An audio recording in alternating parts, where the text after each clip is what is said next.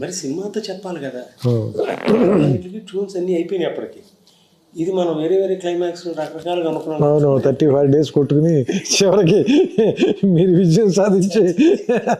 అంటే నాకు వేమూరి సత్యనారాయణ, పేకే రంగా గారు వీళ్ళందరూ స్టార్ వర్డ్స్ కదా, వాళ్ళు వచ్చి నన్ను వేధించేవాడు.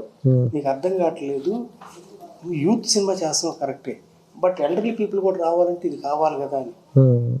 నేను 2 minds, నువ్వు చెప్పినప్పుడు చాలా అద్భుతంగా నచ్చింది నాకు, అంటే చాలా యూత్ఫుల్గా ఉందని.